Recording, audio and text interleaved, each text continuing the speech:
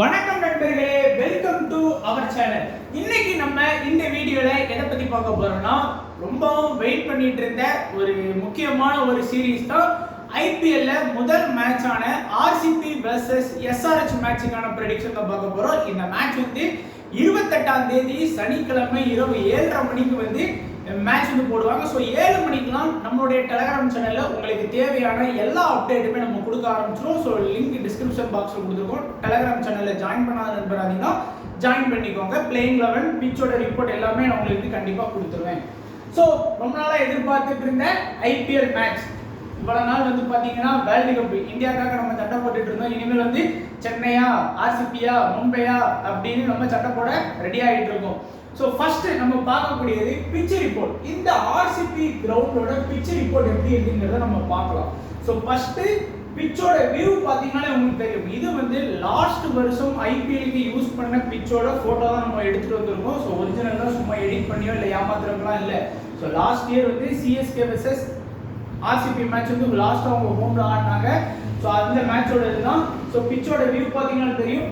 Of side leg சைடை பொறுத்த வரைக்கும் சின்னசுவாமி ஸ்டேடியம் ரொம்பவே பவுண்டரி லைன் கம்மி தான். ஸோ நீங்க பார்த்தீங்கன்னா தெரியும், ஒரு 64 மீட்டர் தான் ஆஃப் சைடு லெக் சைடு வச்சிருக்காங்க. அப்படிங்கிறது ரொம்பவே கம்மி தான். ஸோ ஈஸியா பேட்ஸ்மேனால 6 கன்வெர்ட் பண்ண முடியும். ஸ்ட்ரைட்லி பாத்தீங்க அப்படின்னா ஒரு 73 வச்சிருக்காங்க. ஸோ 73 மீட்டர் கரெக்டா வச்சிருக்காங்க. ஸோ அதுதான் இதுல மென்ஷன் பண்ணியிருப்பாங்க.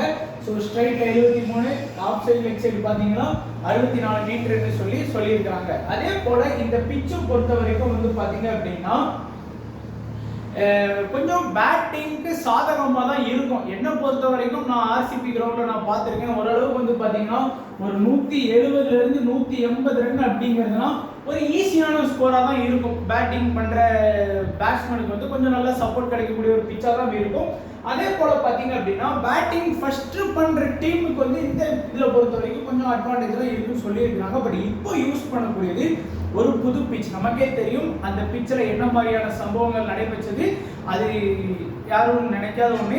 அதுக்கப்புறம் ரொம்ப நாளைக்கு அப்புறம் ஒரு நல்ல கேம்ஸ் ஆட போறாங்க. ஸோ பிச் எப்படிலாம் இருக்கும் அப்படிங்கிறது ஃபர்ஸ்ட் மேட்சை பொறுத்த வரைக்கும் கொஞ்சம் கன்ஃபியூஸா தான் இருக்கும். ஸோ கரெக்டா 7:30 மேட்ச் போடுறாங்க அப்படின்னா ஒரு 7 மணிக்கெல்லாம் பாத்தீங்கன்னா இந்த மாதிரி நமக்கு கொடுத்துருவாங்க. ஸோ அதெல்லாம் நம்ம டெலகிராம் சேனல்ல ஷேர் பண்ணிடுவோம். மறக்காம ஜாயின் பண்ணிக்கோங்க. அடுத்ததா பாத்தீங்கன்னா இந்த பிச்சில் போன வருஷம் என்ன மாதிரியான ரெக்கார்ட்ஸ்லாம் ஆடி இருக்கிறாங்க அப்படின்னு நம்ம பார்ப்போம். இதுவரை ஓவராலா பார்த்தோம் அப்படின்னா 2012, 13 அதெல்லாம் நமக்கு தேவையில்லை. லாஸ்ட் இயர் இந்த பிச்சர் எப்படி நடந்திருக்கு அப்படின்னு பார்த்தோம்னா ஈஸியா இருக்கும். ஸோ டோட்டலா 6 மேட்ச் ஆடி இருக்கிறாங்க. அதுல 2 மேட்ச் பேட்டிங் ஃபர்ஸ்ட் பண்ண டீமும் 3 மேட்ச் பேட்டிங் செகண்ட் பண்ண டீமும் வின் பண்ணியிருக்காங்க. ஒரு மேட்ச் மழையினால கேன்சல் ஆகிடுச்சு.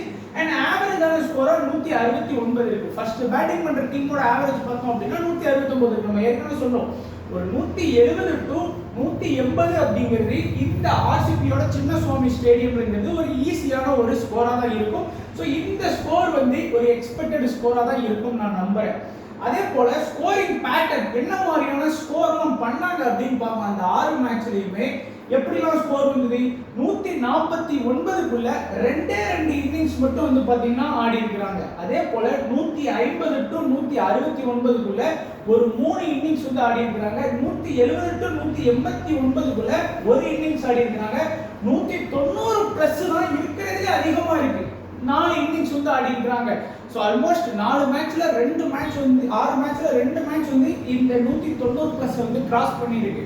ஸோ பேட்டிங்க்கு ஒரு சாதகமான ஒரு பிச்சா தான் இந்த சின்னசுவாமி ஸ்டேடியம் இருக்குங்கிறது இதுல இருந்து நமக்கு தெரியும். அண்ட் லாஸ்டா நடந்த ஒரு 4 மேட்ச் ரிசல்ட்டே நம்ம பார்ப்போம். ஸோ லாஸ்ட் இயர் நடந்த போன வருஷம் நடந்த மாதிரி இந்த வருஷம் நடக்கணும்னு அவசியம் இல்லை. இதெல்லாம் ஒரு எடுத்துக்காட்டுக்கு தான் நம்ம பார்க்குறோம். இப்போ இதுல சொல்ற மாதிரி இந்த வருஷம் அப்படி நடக்கணும்னு நம்ம நினைக்க முடியாது. ஒரு எக்ஸாம்பிளுக்கு இதெல்லாம் பார்த்துக்கிட்டோம்னா அந்த பிச் எப்படிலாம் சப்போர்ட் பண்ணியிருக்கு அப்படிங்கிறது நமக்கு தெரியும். ஸோ ஏப்ரல் 10, ஏப்ரல் 18, ஏப்ரல் 24, மே 3 இந்த 4 மேட்ச் தான் லாஸ்ட் ஆனாங்க.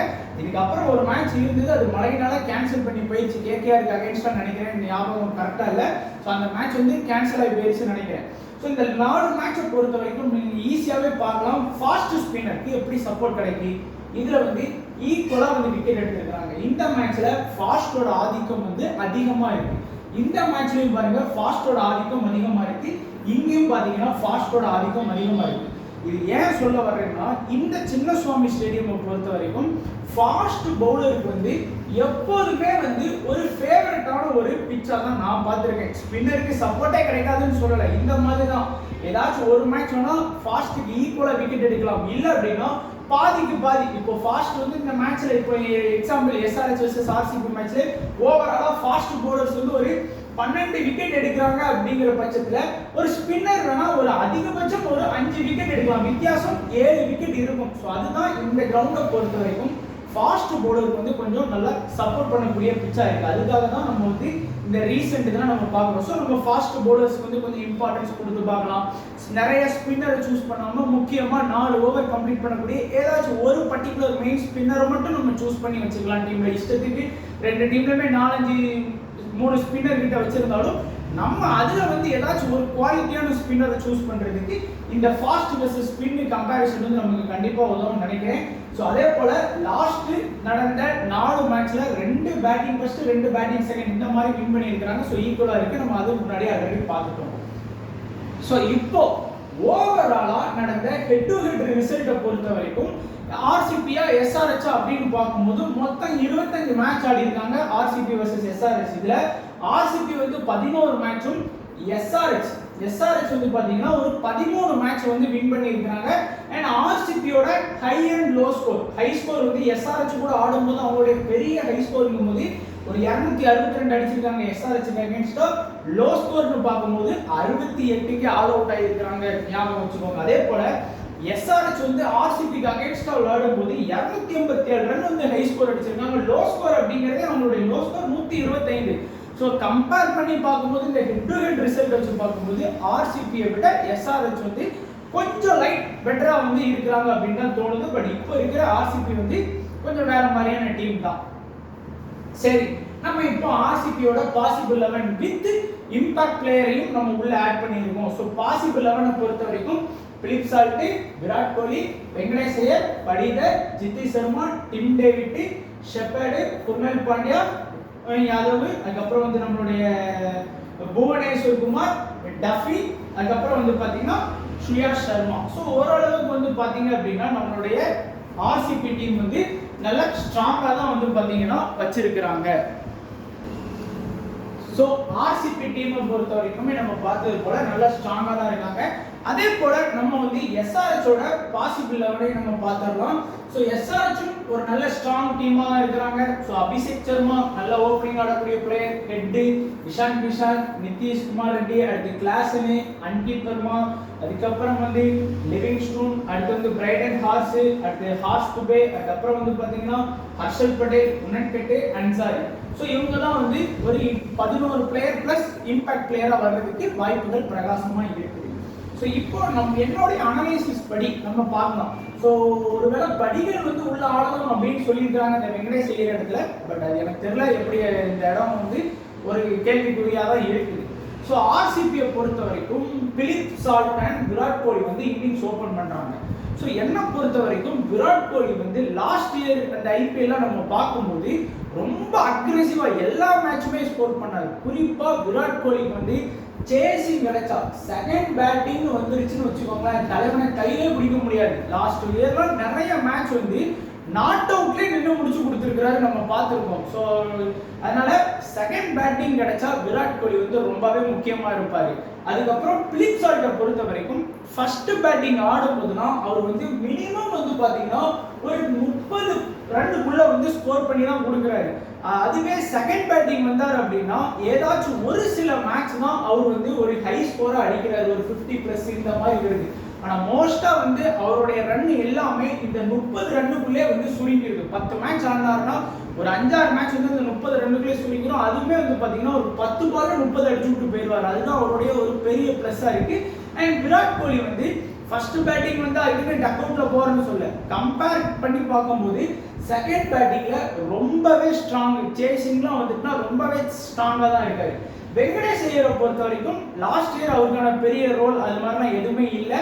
அதிகபட்சம் அவர் எல்லா மேட்சுமே ஒரு கன்சிஸ்டன்சியா பார்த்தோம் அப்படின்னா ஒரு 20ல இருந்து ஒரு 30 ரன்னுக்குள்ள அடிச்சு கொடுக்கக்கூடிய ஒரு பிளேயரா தான் வெங்கடேஷ் ஐயர் இருக்காரு. அப்புறம் நம்ம டீமோட கேப்டன் படிதர் பொறுத்த வரைக்கும் லாஸ்ட் இயர்லாம் வந்து ஃபர்ஸ்ட் ஒரு 5-6 மேட்ச் வந்து நல்லா ஸ்கோர் பண்ணாரு, 30, 40, 50 அப்படின்னு. கடைசியா வந்து பாத்தீங்கன்னா படிதரோட ஃபார்ம் வந்து அப்படியே டிக்ரீஸ் ஆயிடுச்சு. மேல போன கிராஃப் அப்படியே கீழே இறங்கிருச்சுன்னு நம்ம சொல்லணும். ஸோ ஒரு நல்ல பிளேயர், நல்ல ஃபார்ம்ல ஆடிட்டு இருக்கிறாரு. குறைஞ்சது வந்து பாத்தீங்கன்னா ஒரு 30+ ரன் அப்படிங்கிறது படிதரை பொறுத்த வரைக்கும் ஒரு ஈஸி ஸ்கோரா தான் இருக்கும். Jitesh Sharma batting first batting second அப்படின்னு கிடையவே கிடையாது. எந்த ஒரு இன்னிங்ஸா இருந்தாலும் அவர்கிட்ட இருந்து ஒரு 25+ ரன்னுங்கிறது ஈஸியா வரும். நிறைய மேட்ச் வந்து நாட் அவுட்லயே வந்து லாஸ்ட் இயர் வந்து ஆடி கொடுத்தாரு. ஆனா டிம் டேவிட பொறுத்த வரைக்கும் ஃபர்ஸ்ட் பேட்டிங்ல வந்து ரொம்பவே ஸ்ட்ராங். கரெக்டா வந்து ஒரு 14வது ஓவர் தான் உள்ள என்ட்ரி ஆறாரு அப்படின்னாலும் குறையாம வந்து ஒரு 30+ இருந்து ஒரு 40+ ரன் வரைக்கும் அடிச்சு கொடுத்துருவாரு டிம் டேவிட். ஸோ ஃபர்ஸ்ட் பேட்டிங்ல வந்து ரொம்பவே இம்பார்ட்டண்டா தான் இருக்கிறாரு.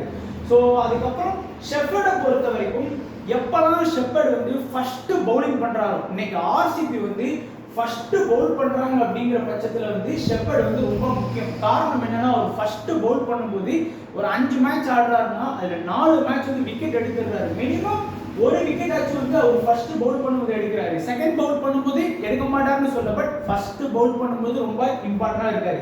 குர்னல் பாண்டியாவும் சேம் கான்செப்ட். நீங்க லாஸ்ட் இயர் குர்னல் பாண்டியாவோட ஆர்சிபி ரெக்கார்ட் எடுத்து பாருங்க. அவர் ஃபர்ஸ்ட் பவுல் பண்றாருன்னு வச்சுக்கோங்களேன், மினிமம் வந்து ஒரு விக்கெட் வந்து உங்களுக்கு வந்து கன்ஃபார்ம் எடுத்து கொடுத்துவா, நீங்க கேரண்டியா நம்பலாம். ஒரு எடுத்துக்காட்டுக்கு ஃபர்ஸ்ட் இப்போ வந்து ஒரு 10 மேட்ச் ஆடுறாரு, அதுல ஒரு 6 மேட்ச் வந்து ஃபர்ஸ்ட் பவுல் பண்ற மாதிரி இருக்கலாம், அதுல 6க்கு 5 மேட்ச் வந்து விக்கெட் எடுத்து கொடுத்துருவாரு. அதே இது மீதி இருக்கக்கூடிய 4 மேட்ச் செகண்ட் பவுலிங் பண்ணக்கூடிய 4 மேட்ச்ல மினிமம் 2 மேட்ச் இல்ல ஒரு மேட்ச் தான் விக்கெட் எடுத்து கொடுக்காரு. செகண்ட் பவுல் பண்றதை கம்பேர் பண்றதை காட்டிலும் ஃபர்ஸ்ட் பவுல் பண்றது ரொம்பவே இம்பார்ட்டன்ட். யாதவ் பொறுத்த வரைக்கும் எல்லாருமே சொல்றாங்க நல்ல யங் டேலண்டட் பிளேயர் அப்படின்னு. நம்மளும் ரொம்ப டொமஸ்டிக் லீக் பார்க்கறது இல்லை, பட் இருந்தாலும் ரெக்கார்ட்லாம் வச்சு பார்க்கும்போது ரீசெண்டாக 2-3 மேட்ச் பார்த்தேன். ஸோ ஒரு 5 மேட்ச், நான் 3 மேட்ச்ல ஒரு 5 விக்கெட்லாம் வந்து ஸ்கோர் பண்ணி கொடுத்துருக்காரு. யாஸ் தயால் ஒரு இடத்த ரீப்ளேஸ் பண்றதுக்கு ஒரு ஒருத்தான பிளேயர், அதிகபட்சம் ஒரு 2-3 ஓவர் வந்து கிடைக்கிறதுக்கும் வாய்ப்புகள் இருக்குது. அடுத்து பூவி ஃபர்ஸ்ட் பவுலிங் செகண்ட் பவுலிங் இந்த பேட்சுக்கே இடம் இல்லை. எல்லா மேட்சுமே மினிமம் 1-2 விக்கெட். ஒரு குறைஞ்சது ஒரு 10 மேட்ச் ஆடுறாருன்னா அதுல 8 மேட்ச் வந்து விக்கெட் எடுக்காம போகவே மாட்டார். ஏதாச்சும் ஒரு 2 மேட்ச் வேணா விக்கெட் எடுக்காம போகலாம், மிஸ் ஆகலாம். ஜாக்கப் டஃபி ஓரளவுக்கு வந்து ஒரு டீசென்டான ஒரு நியூசிலாந்து பிளேயர். இப்போ நியூசிலாந்து வந்து இந்தியா கூட நிறைய சீரீஸ் ஆடி இருக்காங்க, வேர்ல்டு கப் அப்படின்னு சொல்லி கொஞ்சம் நிறைய இந்த பிச்சில் வந்து அவங்களுக்கு இந்தியா பிச்சில் ஒரு அனுபவம் இருக்கு. ஸோ 1-2 விக்கெட் வரைக்கும் எதிர்பார்க்கலாம். ஸ்ரேயா சர்மா நிறைய மேட்ச் வந்து விக்கெட் எடுக்காம தான் போயிருக்கிறாரு. லாஸ்ட் இயர்லாம் பார்க்கும்போது ஒரு 10 மேட்ச் ஆடுறாரு அப்படின்னா ஒரு 5 மேட்ச் இல்ல 4 மேட்ச் தான் மினிமம் ஒரு விக்கெட் எடுத்து கொடுக்குறாரு. எக்கானமி மெயின்டைன் பண்ணி கொடுக்கக்கூடிய போலர், விக்கெட் டேக்கிங் போலர் கிடையாது. அதிகபட்சம் ஒரு விக்கெட் வந்து எதிர்பார்க்கலாம். ஸோ இப்போ ஆர்சிபியோட பவுலிங் லைனப் வந்து நம்ம பார்த்தாச்சு. ஸோ இதுல வந்து நிறைய பவுலிங் ஆப்ஷன் இருக்கு. ஸோ என்ன பொறுத்த வரைக்கும் குர்னல் பாண்டியா அவருடைய 4 ஓவர் வந்து கம்ப்ளீட் பண்ணுவார். பூவி 4 ஓவர் வந்து கம்ப்ளீட் பண்ணுவார். அப்புறம் ஜாக்கப் டஃபி வந்து அவருடைய ஒரு 3 ஓவர் வேணா வரைக்கும் கம்ப்ளீட் பண்ணலாம். அதே போல ஷெப்பர்ட் வந்து ஒரு 3 ஓவர் வரைக்கும் கம்ப்ளீட் பண்ணலாம். யாதவ் வந்து ஒரு 2 ஓவர் வரைக்கும் அவங்க கொடுக்கலாம். அதே போல ஸ்ரேயா சர்மா ஒரு 4 ஓவர் கம்ப்ளீட் பண்ணலாம். ஸோ ஆக மொத்தம் 7, 11, 13, 16, 20 ஓவர் ஆச்சு. இந்த மாதிரி வந்து ஆர்சிபிக்கு வந்து ஓவர் பண்றதுக்கு வாய்ப்பு இருக்கலாம். வெங்கடேஷ் ஐயர்லாம் ரொம்ப ரேரா தான் பவுல் பண்ணுற வாய்ப்பு கிடையாது. அதுக்கு அடுத்ததா எஸ்ஆர்எச்சோட என்னோட அனலைஸை பொறுத்த வரைக்கும் பாத்தீங்கன்னா டாப்ல ஆடக்கூடிய இந்த 3 பிளேயருமே அபிஷேக் சர்மா, ஹெட்டி, இசான் கிஷன் இந்த 3 பேரையுமே யாராலையுமே கணிக்க முடியாது. ஓப்பனா சொல்லலாம், யாராலையுமே கணிக்க முடியாது. இன்னைக்கு அவங்க ஆடுவாங்களா மாட்டாங்களா உங்களுக்கே தெரியும். அபிஷேக் சர்மா ஃபர்ஸ்ட் பால்ல டக் அவுட் ஆகி கூட போவாரு. ஹெட்டும் அதே போலதான் ஃபர்ஸ்ட் பால்ல டக் அவுட் ஆகி போற கூட நிறைய வாய்ப்பு இருக்கு. லாஸ்ட் இயர்ல நிறைய இன்னிங்ஸ் வந்து 2-3 இன்னிங்ஸ் கூட இவங்க டக் அவுட் ஆகிருக்காங்க. அதே போல இசான் கிஷன் தான் அப்படிதான். பட் இந்த 3 பேருமே செஞ்சுரி அடிக்கிறதுக்கும் நிறைய வாய்ப்புகள் இருக்கு. அது நம்ம இல்லைன்னு சொல்லவே முடியாது. என்னதான் ஆர்சிபி ஸ்ட்ராங் போலிங்னாலும் இவங்க நினைச்சா முடிச்சு விட்டுருவாங்க. அதே போல இவங்க நினைச்சா டக்குலயே வந்து போயிடுவாங்க. ஸோ இந்த 3 பேருமே வந்து பாத்தீங்கன்னா எதிர்பார்க்கவே முடியாது. அந்த மாதிரி ஒரு பிளேயர்ஸ் தான் இருக்கிறாங்க. பட் என்ன பொறுத்த வரைக்கும் இப்போ இஷான் கிஷான் சம ஃபார்ம்ல இருக்கிறாரு. நம்ம இந்த வேர்ல்டு கப்பே பார்த்தோம் என்ன மாதிரியான ஃபார்ம்ல இருக்காரு. அபிஷேக் சர்மா வேர்ல்டு கப்ல ரொம்பவே ஃபார்ம் அவுட்ல தான் இருந்தாரு. கடைசி ஏதோ கொஞ்சம் ஆடினார். பட் ஓகே, இந்தியா பிச்சு இந்த மாதிரி தான் ஆடுவாரு. ஹெட்டு கொஞ்சம் ரீசெண்ட் டைம்ல ஃபார்ம் அவுட்ல தான் இருக்கிறாரு. நம்ம பார்த்துட்டு இருக்கோம் அவர் நிறைய மேட்ச் வந்து ஒரு ஃபார்ம் அவுட்ல தான் இருக்கிறாரு. ஸோ இந்த 3 பேரை கம்பேர் பண்ணும்போது நம்ம 2 இந்தியனை சூஸ் பண்றது கூட பெட்டரா தான் இருக்கும்னு எனக்கு தோணுது. பட் ஹெட்டும் இந்த மாதிரி தான் லக்கு 100 அதையும் கொஞ்சம் ஞாபகம் வச்சுக்கணும். நிதிஷ் ரெட்டி மேட்சுக்கு மேட்ச் வந்து பார்த்தீங்கன்னா குறைஞ்சது ஒரு 25ல இருந்து ஒரு 35 ரன் ஆடி கொடுக்கக்கூடிய ஒரு கன்சிஸ்டன்சி பிளேயர். எல்லா மேட்சுமே கஷ்டமான மேட்சோ ஈஸியான மேட்சோ எல்லா மேட்சுமே ஒரு கன்சிஸ்டன்சி இருக்கும். கிளாஸ் கிட்டையும் அதே போல தான் ஒரு 35ல இருந்து ஒரு 40 ரன் கூட கன்சிஸ்டன்சியா ஸ்கோர் பண்ணி கொடுக்கக்கூடிய ஒரு பிளேயர் தான் வந்து கிளாஸ் இருக்காரு. அனிகித் வர்மாவை பொறுத்த வரைக்கும் ஹிட்டர். ஸோ அந்த 3 பேரோட சேர்த்து அனிகித் வர்மாவையும் தூக்கி போடலாம். ஸோ அந்த மாதிரி தான் ஒரு பயங்கரமான ஒரு அதிரடியாக ஆடக்கூடிய ஒரு ஹிட்டர். ஸோ இந்த டாப் 6 பொறுத்த வரைக்குமே வந்து பெரிய டேஞ்சர் தான். அதாவது அடிச்சா போகும் இல்லைன்னா போகாது. கன்சிஸ்டன்சியா பார்த்தோம் அப்படின்னா கிளாஸ் அண்ட் நிதிஷ் ரெட்டி வந்து ஒரு சேஃபான ஆப்ஷனாக தான் இருக்கும், ஒரு டீசெண்டாக இருக்கும் அப்படின்னு தோணுது. ஸோ அதுக்கு அடுத்தது பவுலிங் ஆப்ஷனை பொறுத்த வரைக்கும் நமக்கு வந்து கார்ஸ் வச்சிருக்கிறாங்க. லிவிங்ஸ்டோன் கண்டிப்பாக எனக்கு ஆடுவார், ஏன்னா 4 கம்மின்ஸ் இல்லாதனால அவர் ஆடிதான் ஆகணும். ஸோ கார்ஸ்ல இருந்து நம்ம ஒரு 4 ஓவர் எதிர்பார்க்கலாம். அதுக்கு அடுத்து வந்து பார்த்தீங்கன்னா ஹர்ஷல் பட்டேல் கிட்ட இருந்து ஒரு 4 ஓவர் எதிர்பார்க்கலாம். முனன்கட்டு கிட்ட இருந்து நம்ம வந்து ஒரு 3 ஓவர் எதிர்பார்க்கலாம். அன்சாரி கிட்ட இருந்து நம்ம வந்து ஒரு 3 ஓவர் வரைக்குமே நம்ம வந்து எதிர்பார்க்கலாம். அதே போல ஹார்ஷ் துபை கிட்ட இருந்து ஒரு 2 ஓவர் வரைக்கும் நம்ம எதிர்பார்க்கலாம். மேபி இந்த பிரைடன் ஹார்ஸோ ஹர்ஷல் பட்டேலோ சரியா வந்து ஒரு பெருசா அவங்க பால் வந்து ஆர்சிபி பிளேயர்ஸ் அடிச்சிட்டாங்க அப்படின்னா லிவிங்ஸ்டோன் மேபி ஒரு 2 ஓவர் வரைக்கும் எடுக்கிறதுக்கு வாய்ப்பு இருக்கு. பட் ஆர்சிபி கிரவுண்ட்ல எப்படின்னு நம்மளால சொல்ல முடியாது. ஃபாஸ்ட்டுக்கு தான் சப்போர்ட் கிடைக்கும். ஸோ அதனால ஆல்ரெடி அவங்க டீம் வந்து Brydon Carse Harshal Patel Unadkat 3 fast தான் வச்சிருக்கிறாங்க. ஸோ அப்படிங்கும்போது கம்ப்ளீட் பண்றதுக்கு தான் அதிக வாய்ப்புகள் பிரகாசமா இருக்குது. ஸோ இதில் பொறுத்த வரைக்கும் பிரைடன் ஹார்ஸ் கிட்ட இருந்து நான் மினிமம் 1லேருந்து 2 விக்கெட் எதிர்பார்க்கலாம். ஹர்ஷல் பட்டேல் லாஸ்ட் இயரே நல்ல விக்கெட் எடுத்து கொடுத்தாரு.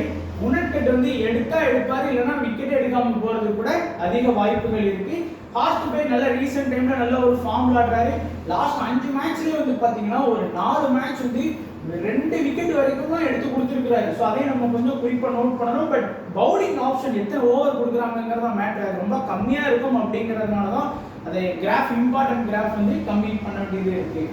அடுத்ததா இன்னைக்கு மேட்ச்ல நான் எக்ஸ்பெக்ட் பண்ணக்கூடிய ஒரு நல்ல பெர்ஃபார்ம் பண்ணக்கூடிய ஒரு 9 பிளேயர் அப்படின்னு வச்சிங்க அப்படின்னா ஆர்சிபில இருந்து பிலிப் சால்ட் குறைஞ்சது ஒரு 30+ ரன்னா ஆடுவாரு. செகண்ட் பேட்டிங்லாம் வந்துட்டா தலைவனை கையில பிடிக்க முடியாது. படிதல் ஒரு 25ல இருந்து ஒரு 35 ரன். குர்னல் பாண்டியா ஃபர்ஸ்ட் பவுலா கண்ணை மூடிட்டு சூஸ் பண்ணி வைக்கலாம். ஷெப்பர்டா ஃபர்ஸ்ட் பவுலா கண்ணை மூடிட்டு சூஸ் பண்ணி வைக்கலாம். மேபி பூவியை கூட நீங்க ட்ரை பண்ணலாம். அபிஷேக் சர்மா, இஷான் கிஷன், ஹர்ஷல் பட்டேல், கார்ஸ். நான் இதில் ஹெட்டை மட்டும் அவாய்ட் பண்ணிருக்கேன்னா இந்த 3 பேர் அபிஷேக் சர்மா, ஹெட்டு, இஷான் கிஷன் இந்த 3 பேர்ல கொஞ்சம் ஃபார்ம் அவுட்ல இருக்கிறது அப்படின்னு பார்த்தா ஹெட். ஸோ அதனால நான் அவாய்ட் பண்ணியிருக்கேன். பட் ஹெட்டோட இம்பார்ட்டன்ஸ் என்னங்கிறத நான் சொல்லியிருக்கேன். ஹர்ஷல் பட்டேல் ஹார்ஸ் ஏன் சூஸ் பண்றேன்னா 2 பேருமே நீங்க ஒருவேளை எஸ்ஆர்எச் வந்து ஃபர்ஸ்ட் பவுல் பண்றாங்க அப்படிங்கிற பட்சத்தில் டெத்ல போட்டுருவாங்க. ஸோ அந்த காரணத்தினால நம்ம பார்த்துருக்கோம். Captain vice captain ஆப்ஷனா Virat Kohli, Philip salt, Krunal Pandya, Ishan Kishan, Abhishek Sharma இந்த 5 பேருக்குமே ஒரு நல்ல வாய்ப்புகள் பிரகாசமா இருக்கும் நான் நம்புறேன். ஸோ அவ்வளோதான் நண்பா நம்மளுடைய வீடியோ. ஸோ தொடர்ந்து சப்போர்ட் பண்ணுங்க. இந்த ஐபிஎல் மேட்ச் எல்லாத்துக்கும் நம்ம வீடியோ கொடுக்குறதுக்கு ரெடியாக இருக்கும். ஸோ மறக்காம நம்மளுடைய டெலகிராம் சேனலில் ஜாயின் பண்ணி அப்டேட்டு மிஸ் பண்ணாமல் பாருங்க. ஸோ வீடியோ பார்த்த எல்லா நண்பர்களுக்கும் நன்றி, வணக்கம்.